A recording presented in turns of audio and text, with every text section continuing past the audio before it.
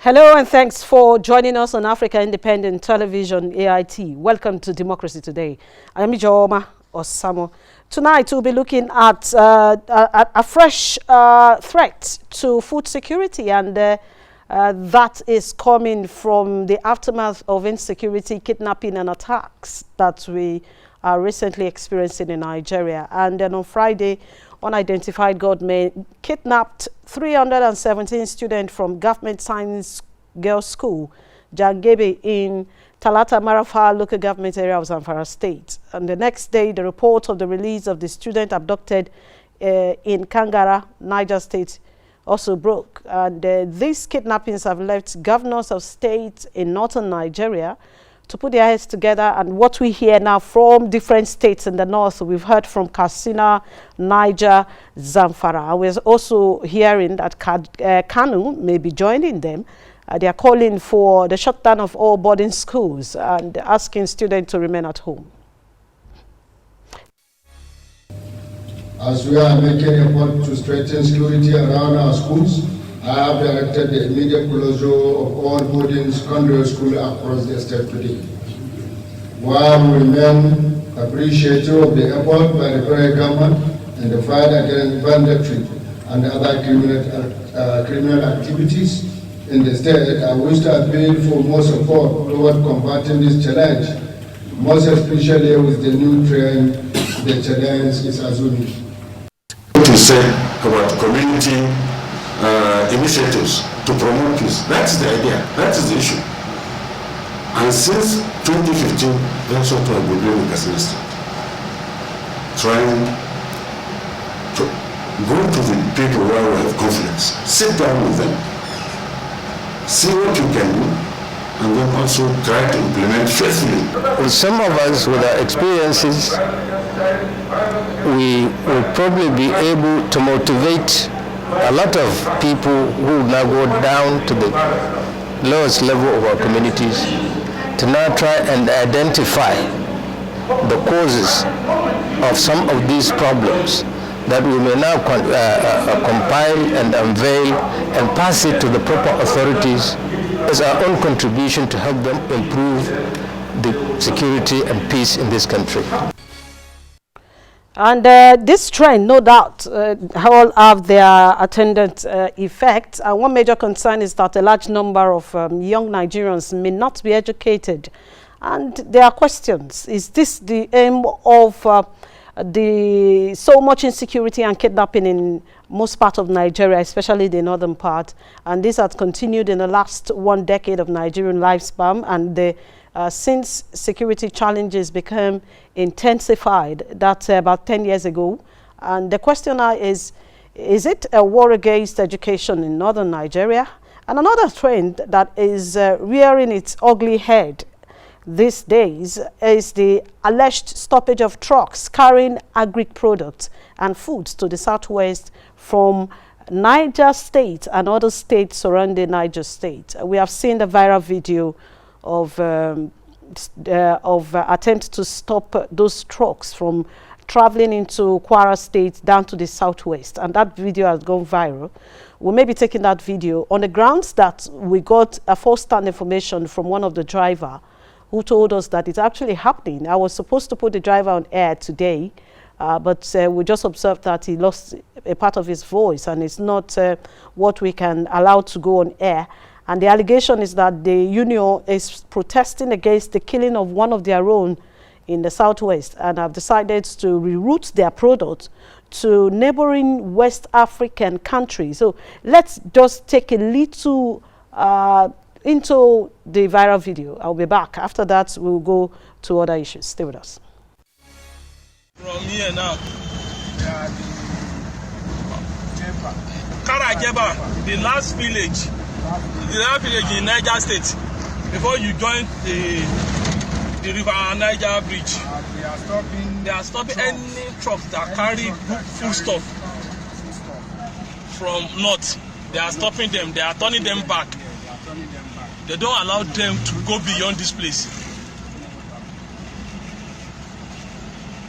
They are turning them. You can see all these trucks. They are carrying food stuff. You can see yam, can see yam, tomatoes, onions, and many more. They are stopping them. They said they will turn back to the north or offload it here.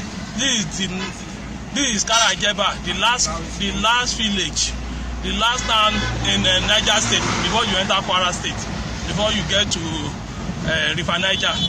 So they are stopping all the trucks that carry foodstuff from north. They are turning them back to north, or they should offload it here. They don't allow all the trucks that carry foodstuff, even though buses that carry pepper, tomatoes were not allowed to cross. As you can see, they only allow truck with fuel, diesel. They only allow them to. Yes, we shall on the program tonight examine these fresh concerns and also take a look at the trend of insecurity and kidnapping in schools from Katsina down to Zamfara, from Zamfara to Niger State, from Niger State back to Zamfara. This has been the trend so far, and the government has been looking for so many ways to stop this kidnapping.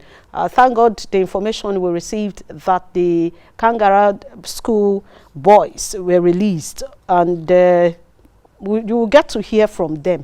But at this moment, let's quickly go to Edo State for the development coming from the state. We'll take a little bit of politics. We'll come back to the issue of insecurity. We begin from Edo State. Fresh crisis with Edo APC as some aggrieved members kick against revalidation by former national chairman Odige Oyegu and the Minister of Health Usagi Ehanire.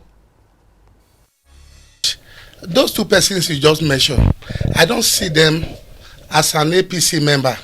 They are PDP member.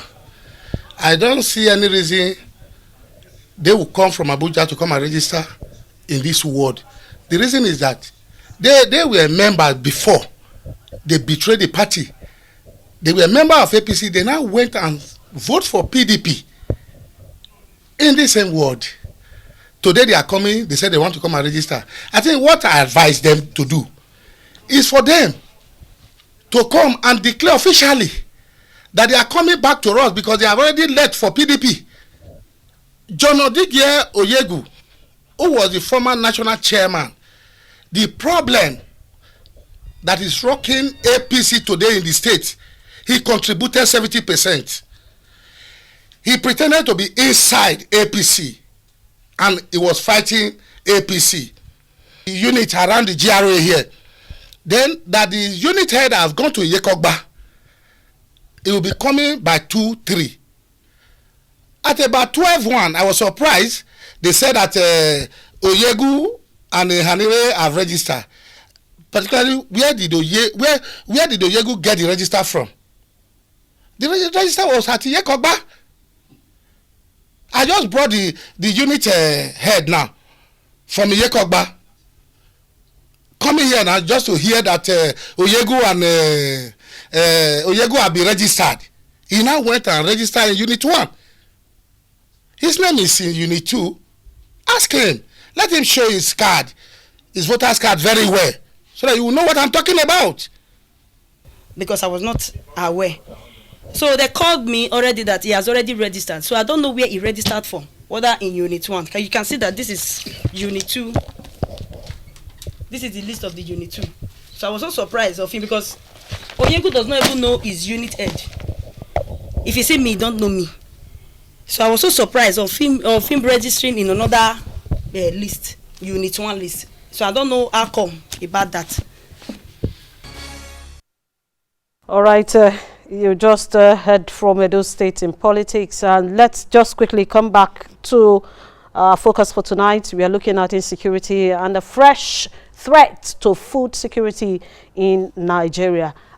We have joining us 3 persons from via Zoom. I have with me to talk on this issue of insecurity in Nigeria, the former presidential candidate, the national chairman, NCP, and a member of the National Consultative Front. I have with me Dr. Yunusa Thanku. Thank you, Dr. Thanku, for being a part of this program.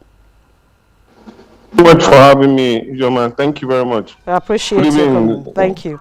Thank Yes. you. And also with those is a security risk expert who has been a face on our television station for some time, and he will be looking at this issue. I have Vince Oyekwelu. Thank you very much, Mr. Oyekwelu, for joining us on the program. Vince, can you hear me? Oh, Vince, I think you should unmute your audio because we can't hear you. I don't know if you can hear me too. Then I also have in Zoom too the president, leaders of Today Global Youth Forum. I have Ato Ugochukwu Okoro. Mr. Ugochukwu, thank you for joining us on the program. Oh, thank you. Thank you for having me. Yes, we welcome everybody to this discussion tonight. Now, let me begin with Yunus Atanku. Mr. Tanku, thank you again. We have seen the incessant kidnap of school children, students in different science secondary school, government colleges, boarding houses especially, and this is becoming a trend. It happened prior to the 2015 election, you remember? And I remember I went to Zamfara then to speak with some of the girls' school, this girl student, I think this same school in Talata Barafa, and they told me that they were scared. They couldn't even come out of their dormitory, but I was allowed in there because I'm a lady. I was trying to look out for that recording, and one of these days I'll play it, and they told us their fears, and that has also made a lot of them to drop out of school. Now, is this not a threat to education of our young Nigerians? Well, they say what goes round comes round. Just like as you just referenced 2015, yeah, I have made it clear on various radio and television interview that what we are seeing now, apart from the malhandling and the ineptitudeness of most of our leaders, gradually we are coming to see that these issues is one of those issues that we can call politically motivated. And unfortunately for the government in power, they were not able to curb it or provide strategies in which to deal with the matter. I am happy that some of the people who were behind bringing in militias in and out of this country has openly confessed that they did it in order to win election in 2015. And today, what they created has become a monster they could not deal with. But what is unfortunate for me is that for the simple fact that they could come out and confess that they did this to the Nigerian people, using the poor masses as a pawn game for their greed and selfish interests, killing and maiming and destroying of economic well-being of the Nigerian people, nobody have arrested this particular individual or put them to question so that they can give us information for our security apparatus to deal with, because it is very, very annoying. And hello, Mr. Tanku. I think we just lost audio connection to Yunus Atanku. Let's come back to speak with Mr. Ato. Thank you for remaining with us.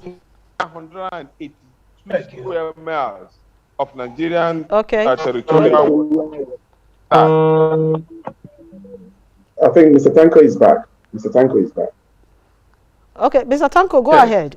So, yes, so as I was saying, for me, we need to deal with this issue against the backdrop of those who have perpetually trying to make sure Nigeria is not safe. But we need to itemize them, and I know we have enough intel as regard to those who are doing this to the disadvantage of a country. It's a sad situation, and it must be dealt with instantly. No more condemning by saying one thing or the other on radio. And so, no, we want action. We want to see action. We don't want the president telling us stories on the pages of newspaper or address.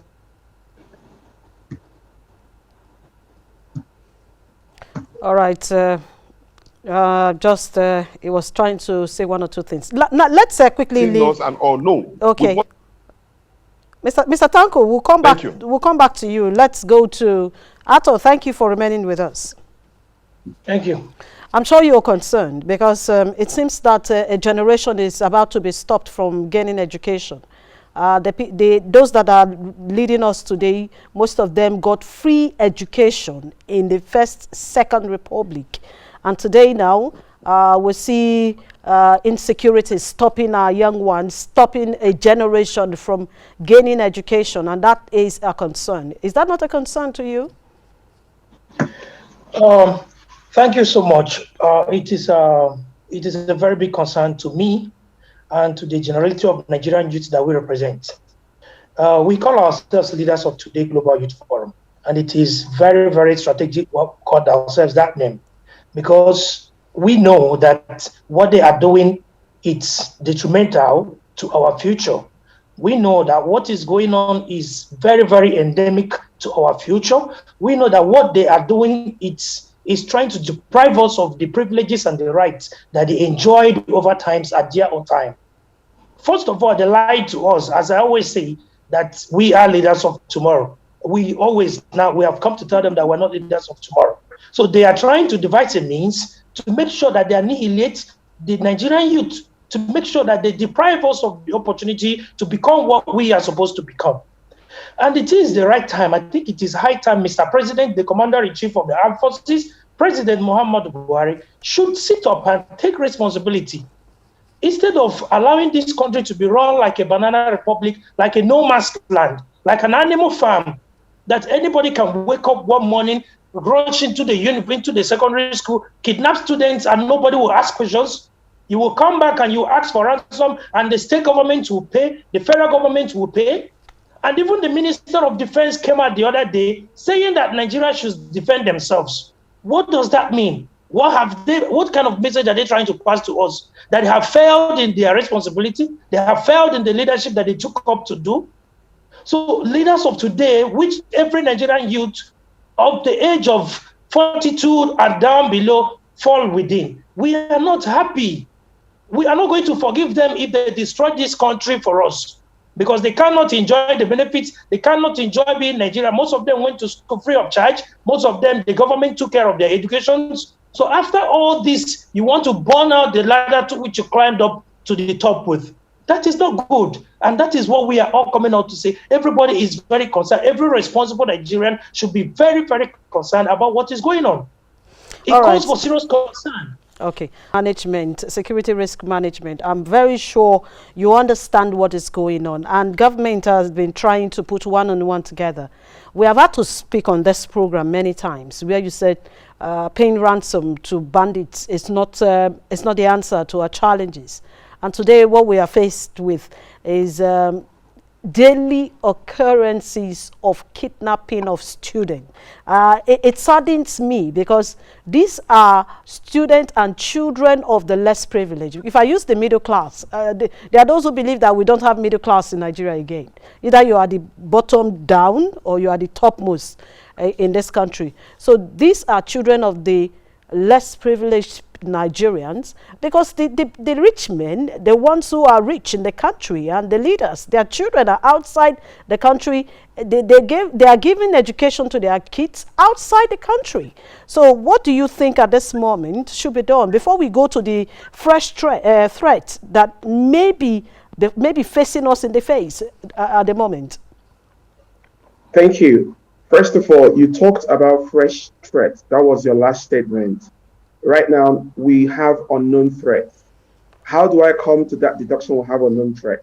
When you have what we call hidden crimes, HCs, hidden crimes leads to invisible victims, and invisible victims leads to unknown threats. We don't know the threats facing us in Nigeria because most of the crimes we are just getting to know about are hidden crimes. We're only lucky to probably know about 15-20% of the crimes going on in Nigeria today. So it's a huge challenge when you have unknown threats, because in unknown threats you don't have solutions, you don't even have plans, you don't have contingency plans. What you have in Nigeria today is what my colleague just said. It's like it's a banana republic. No, it's already a banana republic. I think we've lived across the world in a society whereby right from Chibok, right from Dapchi, right from Kankara down to Kagara. Now, the truth of the matter is it's going to continue. Let's just believe that by the grace of God, our loved ones and us would be saved. It's now a wonderful business platform to make money. So it's going to continue. Let's not mince words.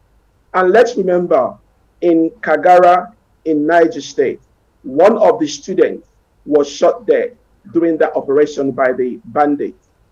His name was Master Benjamin Habila. Now, Benjamin Habila, it has been forgotten now. Nobody thinks about that young boy that was shot dead, Benjamin Habila. Nobody talks about him.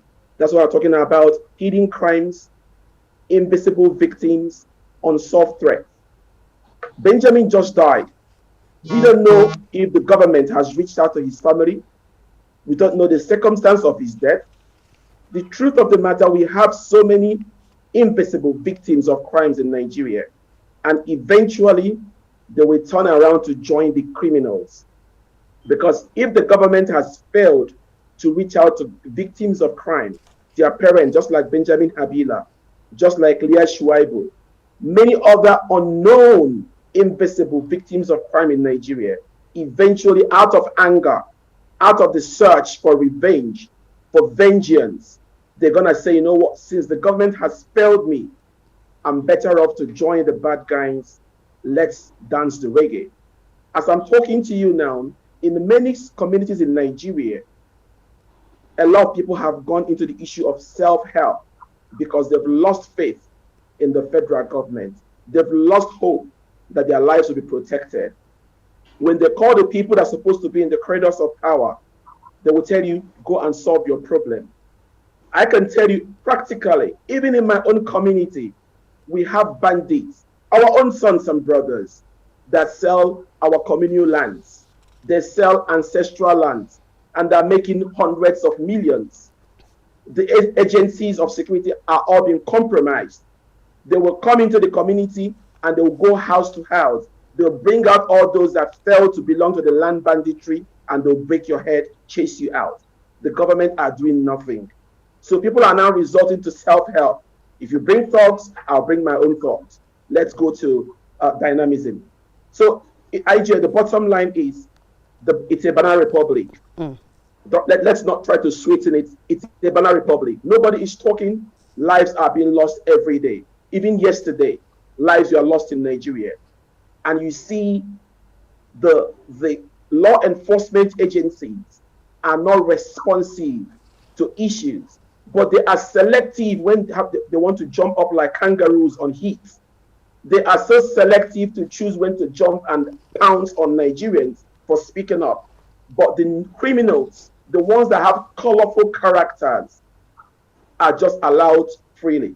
There's a cartoon I saw on the internet where a protester is being dragged into a cell, but a bandit that is armed to the teeth is walking to a governor's lodge with smiles on his face. So the people have to resolve to self-help. We still have a chance to turn it around. But as I said, hidden crimes, invisible victims, unknown threats. It's getting too late. All right, let's quickly go for a short break. And this break will bring you some of the Kangara students that were released about a few days ago, I think yesterday.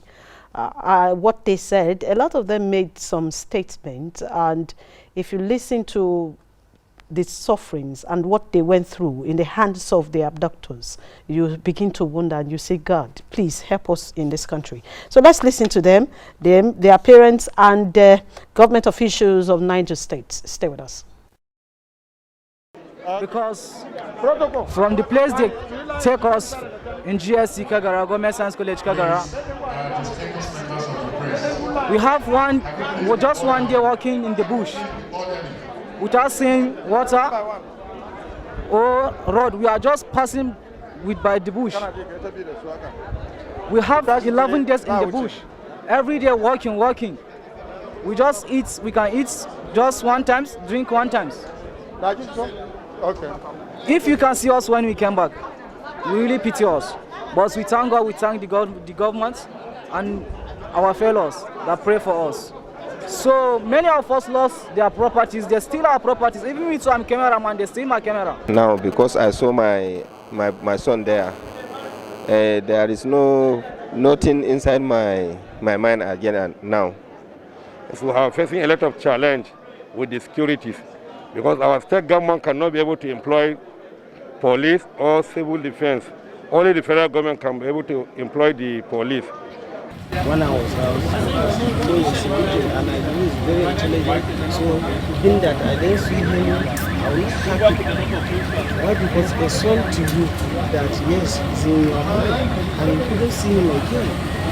You feel some kind things, you know that kind of thing. You feel sad. So we just 11 days ago, I can't see. Already you have seen that when they came in, it wasn't actually a very good situation looking at them. Already we have taken them in. We are trying as much as possible to interact with them. Their health status have already been taken and we have started counseling them. Every pastoralist has an occupation of keeping animals, so not human beings. So the governor has assured them that if this dialogue works, we should expand their means of livelihood and let them repent, let them hand over their weapons and go back to do what they have always been known for, occupation, herding, so that they'll be able to see how they can contribute to the economy. Many of them, unfortunately, are not educated.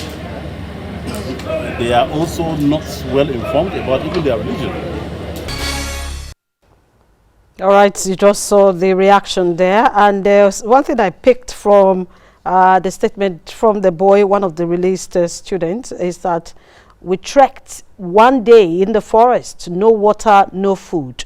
And from the moment we were picked from the government science secondary school, we kept trekking and no food. And ever since then, they give us food once, and that food, I can wonder. Imagine you as a father and a mother, and your child is going through all this. And so I think, because if you go by the Constitution, which says that the primary purpose of government is to provide security security and welfare of the people they govern, then we need to ask our government government at all levels, up to the local government area, because this has to do with security, and security should be everybody's concern. Now, the latest is that what we heard, when I heard this information, I said, no, this cannot be true. Maybe one of those social media stunts again. People are now trying to look for one way or the other. We know we really need to be careful this time, because when we talk about insecurity, what we should do as Nigerians is to make sure we don't allow anything that will instigate further crisis, whether be it religion, tribe, or otherwise anything. We have to speak with one voice and put an end to this monster that is before us, monster of banditry, kidnapping, criminalities, attacks, and robbery, and what have you. We need to put an end to it. Now, the latest is that vehicles carrying food are not allowed into the southern part of Nigeria. And the video that went viral was from Niger State. I think it was in Jaba in Niger State, where they stopped all the vehicles, all the trucks carrying food going into Kwara State, into the southwest region. And initially when this video came out, yes, that's the video, when it came out, I was wondering if this is real or maybe just a social media stunt again. And we kept asking, and I called up our correspondent in Niger State, and he told me he would need to investigate. And he came out yesterday to say, yes, I spoke to some of them, those who have their businesses around this area, and they told me that it happened. And it is the union, I think the drivers' union, that have decided that they will not take their foods into the southern part of Nigeria as a way of protest for killing their own member. And what they have decided to do is to reroute the food, whatever they have, the farm produce, down to neighboring countries in Niger, Chad, and countries around Nigeria to go sell. That's what is going on. So it is, we are not fighting with bullets, we are fighting you with hunger. That's what is happening now. It is the trend. And just this afternoon, I spoke to one of the drivers who agreed to be on this program, but the only problem is that he had a cracked voice, and he had promised me that once his voice is cleared, he will give me detailed information of what I need. So this is real. Initially, they denied that it was not true. It is happening in Nigeria, and we need to take a look at this. Let me go back to Yunus Atanko. Mr. Tanko, I know you have experience in this. You have been in politics for long. You have even contested the position of the highest position in any country, the presidential seat. And this is happening. You're also a member of the National Consultative Front, a front that is fighting for the unity of Nigeria and how to put an end to bad governance. We are seeing this happening in our own country, a country where we are supposed to be one Nigeria, that's what we call it. And people are stopping the flow of food. This reminds me of what happened during the Civil War. What do you think?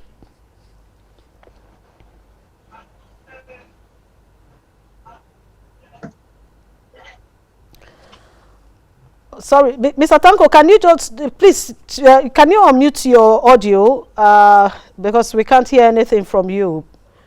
Unmute your audio. Yes, can you hear me now? Yes, I can hear you now. Yeah, can you hear me now? Yes, we can. We can hear you. Yes, what I'm saying is that it is sad. We have rules and regulations in this country. Every part of this country is being bound by the Nigerian police. We have the army, we have the civil defense, we have all security agencies. Look, if a crime is being committed in any part of this country, there are laws to deal with it. And that is this ethnic profiling and people calling different names from different quarters, which is actually unacceptable. For me, if there's an issue of killing, whoever killed, committing murder should be investigated according to the laws of the land and arrested and dealt with accordingly. That way, we could deal with all of this issue without really calling any particular ethnic group or so. If an Igbo man in the north commits a crime, he should be dealt with according to the rules of the land. If it is a Hausa man that commits a crime in the Igbo land, it should be dealt with according to the rules of the land. There is no preference in this particular situation. So if there is a situation of killing or a member of the Drivers Association, that particular issue should be investigated and be dealt with. But for some people to come and stop movement of economic well-being and trade from one part of the country to another, that is another issue entirely. Is a treasonable offense, because what they are trying to do is ignite a kind of a disguised civil war and using food as a way for kind of a weapon. No, it is totally unacceptable. And then those people who are found wanting, according to the issue that had happened in whatever area, should be dealt with accordingly. But this particular issue that you're just showing on the screen is actually unacceptable, and then people should be held accountable for this particular action. If we have been doing all of this right from the beginning, most of the problems that we are having wouldn't have reared its head. But what we did was that we kept quiet while this crime keep on reoccurring, and nobody is doing it. Somebody, you will only give it a correlation that no, he's an Hausa man or a Yoruba man or an Igbo man. This is outright nonsense. Look, the law does not know the difference from one tribe or the other. See, all right, Mr. Tanku, thank you. Let's go to Vince. Yes, when our reporter sent me some of the discussion they had with the person he spoke to in Niger State, he said for about 3 days, let me read it, for about 3 days, food items and vegetables have refused to transport their items to the southwestern part of the country.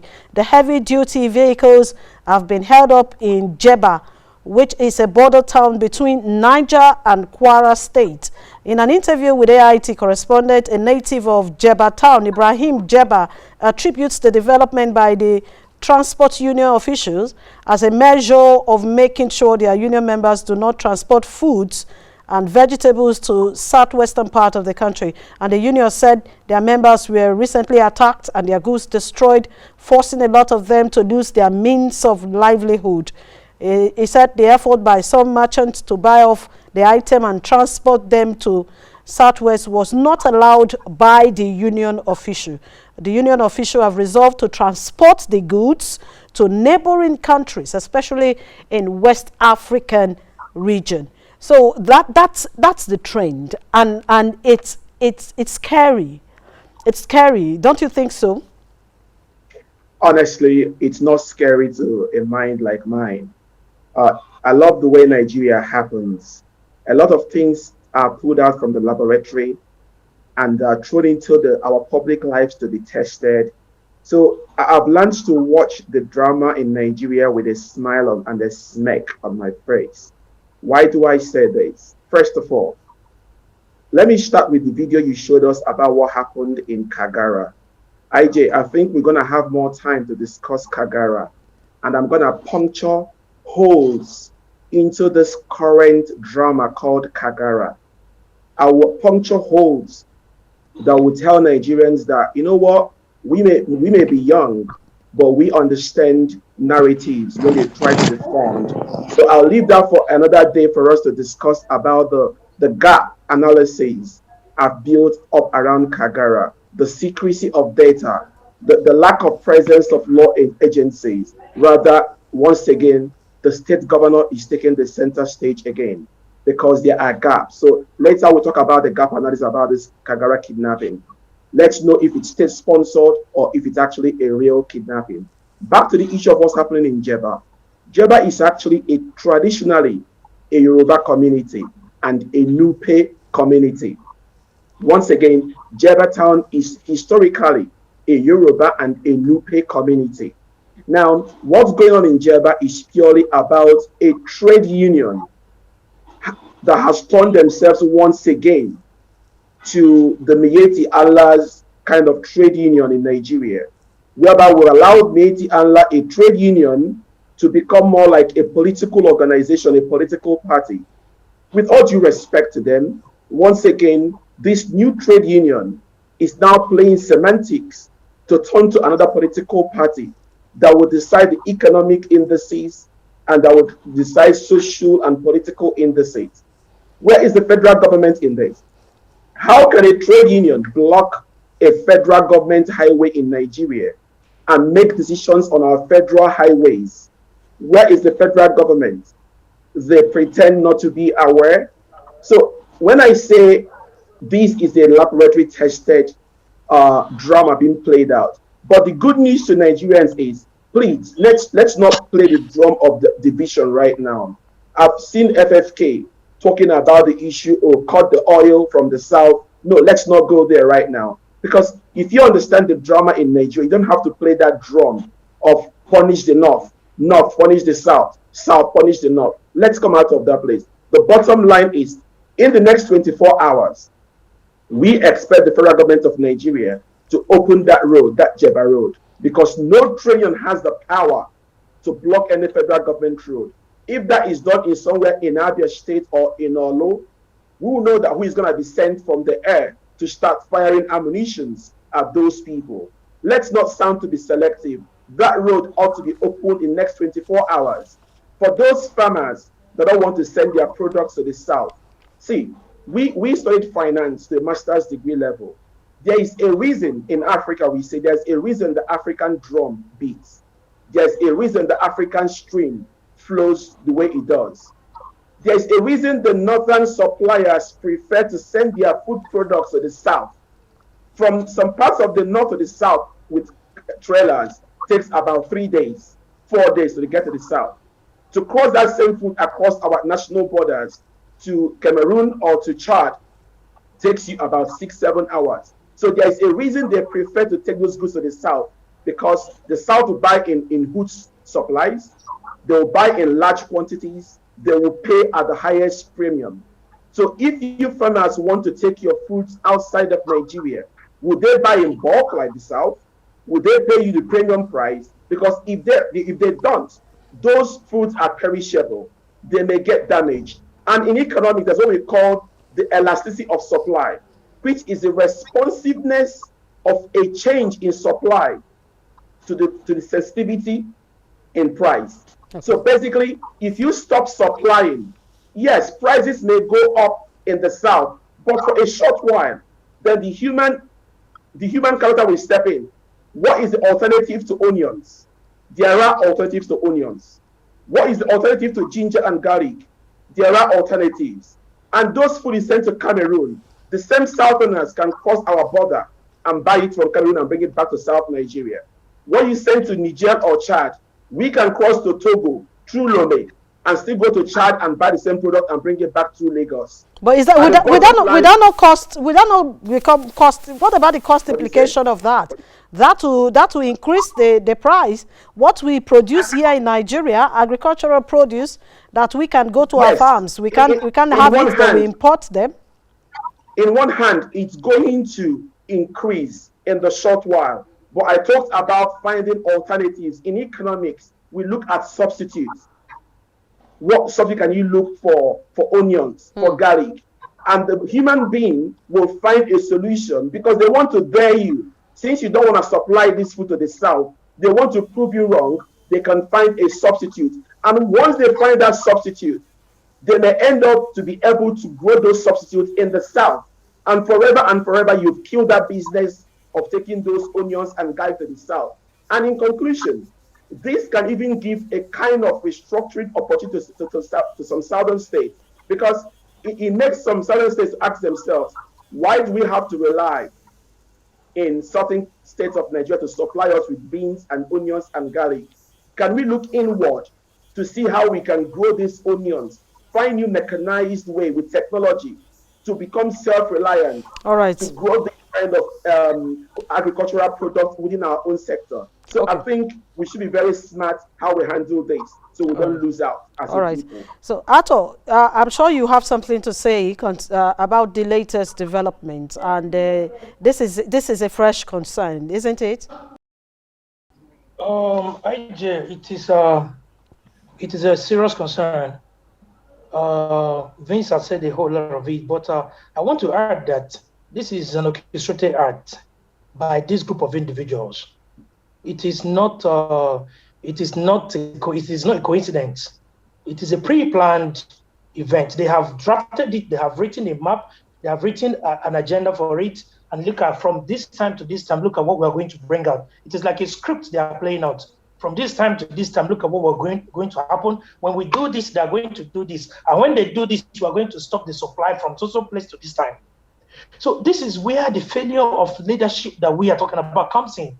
It is the responsibility of the federal government to come up and exert the pressure, exert the rights and the privileges that will give them to govern this country. This is where we blame them. This is where they are complicit, because their continued silence it's something of a worry. So how could you allow a section of human beings, like I mentioned earlier? First of all, there are killings in the north, there are killings in the south, there are killings in everywhere, and the federal government will not come out to say something.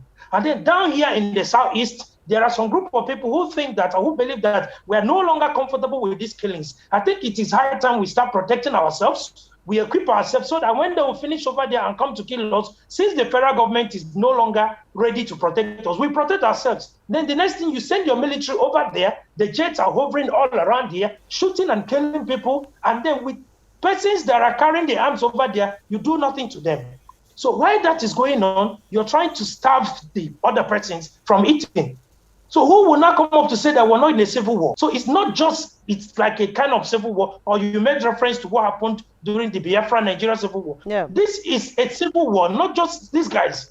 Because it is coming in different phases, it is coming in different angles. And who are the people suffering this most? The poor masses, the people who can eat 3 square meal a day, the people who live below $1 per day, the people who you have not paid 30,000 naira minimum wage, and you have given them electricity increase. Very soon you're giving them fuel price increase. Everything has gone up, and now you want to stop them. So the government must sit up and take up their responsibility, because as much as Nigerians are perseverance, as much as we can endure hardship for some time, it's not going to last forever. It will never be forever. At the time, people must say, when you push someone to the wall, when he gets to the wall and there is no other place for the person to go to, he has only 2 options. Either to come and fight back and kill you, or you kill the person. That's the only thing left. So the country is gradually degenerating into something terrible, and the people at the helm of affairs feels very relaxed. They don't want to talk. They don't want to call the headsmen to order. They don't want to call their baptized bandits to order. They don't want to call the Boko Haram to order. Rather, they pay them. And Do you think they are relaxed, or probably some people will say overwhelmed? No, if they are overwhelmed, if they're overwhelmed, they are kind of relaxed. And if they are not relaxed, why have they not made a statement about what is happening in Jeba? It's about 3 days now, or 2 days since this incident happened. Has the spokesperson for the federal government, Laya Mohammed, has he said something? Has the person or the media person, Garuba Shehu or Femi Adesina, have they uttered any word? But once something is irrelevant comes up, now you will see them dishing out unnecessary statements. So when they keep silent, they are relaxed. That means they are comfortable with what is going on. That means they want that blockade to continue. Because a responsible government will not allow the citizens to suffer. That is why we ask them to be there. All right, let's go to Mr. Tanko. Dr. Tanko, thank you for remaining with us. Yes. Thank you. You see, after talking, because I've noticed that if we continue, you will notice that Nigerians keep complaining and keep complaining, because some of them feels results are not, we are not getting results from the quarters where it is supposed to come from. And these fresh threats, what we are seeing here is threat to food security as well as threat to education. This touches the main people who are the governed, the people who are under it. I don't want to use that word people use. I don't want to use the wrong word. I just feel they are the real Nigerians. At this moment, Mr. Yuniswa, what should federal government do? I knew the first time when you spoke about this Jeba issue of food and drivers union, you condemned it, but we still need to proffer solution to it. So what should we do at this time?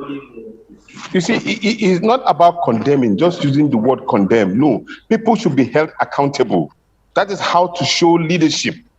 The moment a certain situation of this nature happens, you must investigate, arrest those who are perpetrating this particular crime, and then convict them accordingly. That will serve as a deterrent to those who are perpetrating or assumably preparing to do something similar.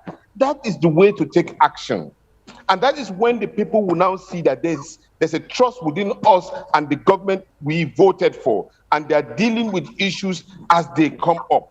But when you keep quiet, you're not dealing with the issues accordingly, then it means that probably you are happy or you are in support of what is going on. Yes, some people say now that they are silent. Not only they are silent, they are completely out of the radar. They don't even seem to know exactly what is happening. And they don't want to accept that they have failed in this regard. When people are making suggestions, it's not because we hate President Muhammadu Buhari. No. We want him to do the right thing so that all of us can be comfortable. That is the essence of leadership. All of us cannot be leaders or president of the country. So we give in trust to somebody who will lead us and lead us right.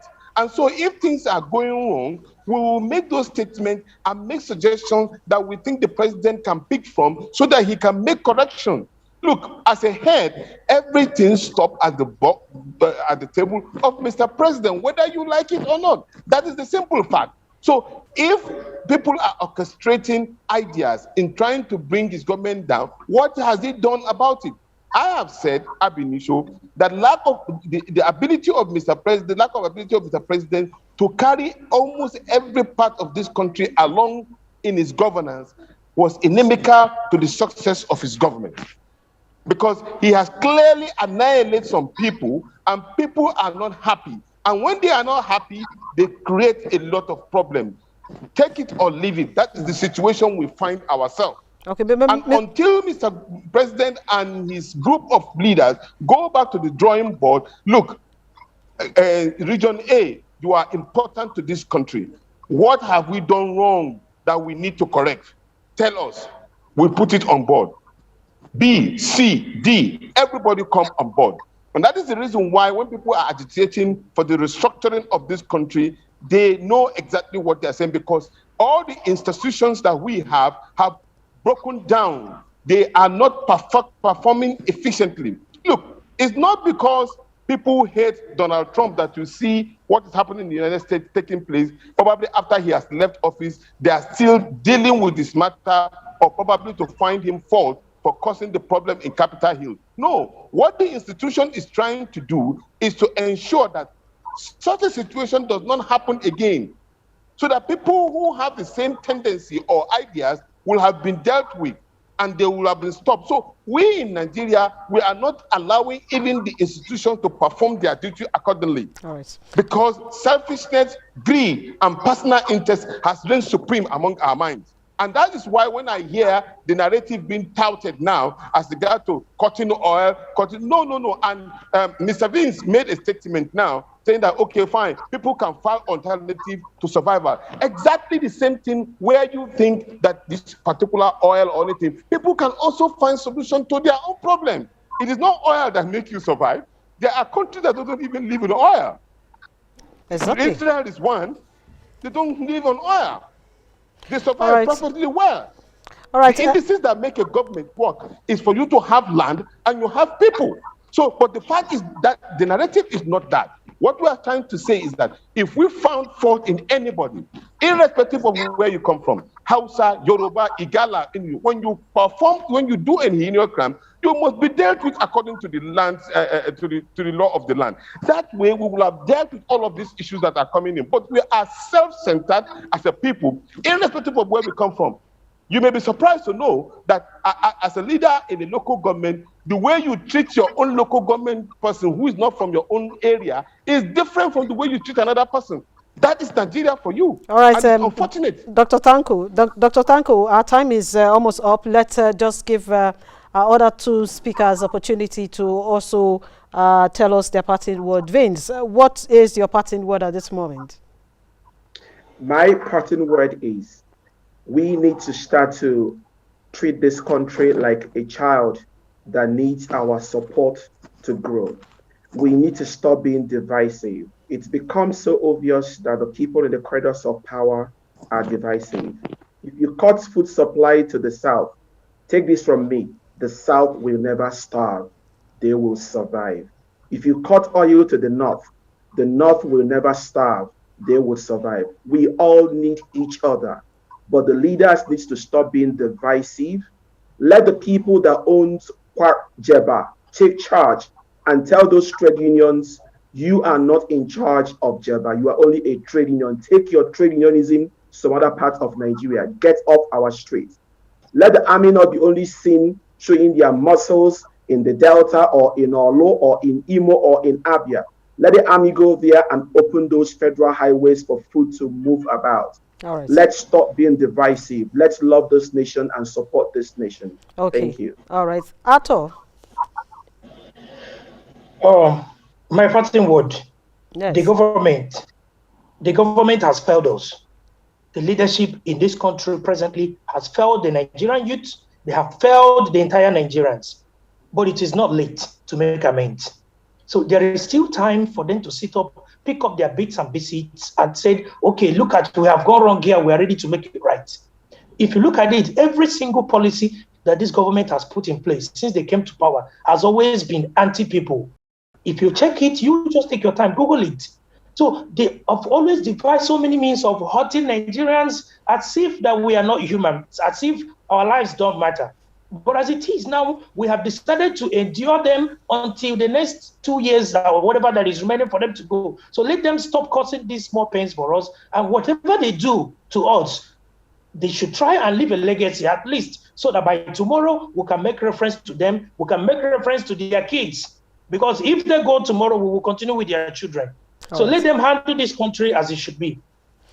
All right, thank you very much. Tanko, before we finally go, you know, this reminds me of what usually happens as a politician prior to the general elections. We see this. It happened before 2015. It's happening now. It happened before 2019. It seems, just like you said at the beginning of the program, that there's a tune of politics being played out. Is it an orchestrated plan towards 2023? You think so? Just a few minutes, less than 30 seconds before we go. Ijoma, it's not that I think so, I know so. What I'm saying that I know so is that because the same trend that happened in 2015 is what is happening. I'm sorry to say, if we do not curb it now, more is still going to happen. I mean, how can you explain that the day in which Mr. President arrived in his state, in his own state, the next day, children were being carted away like fish or chickens?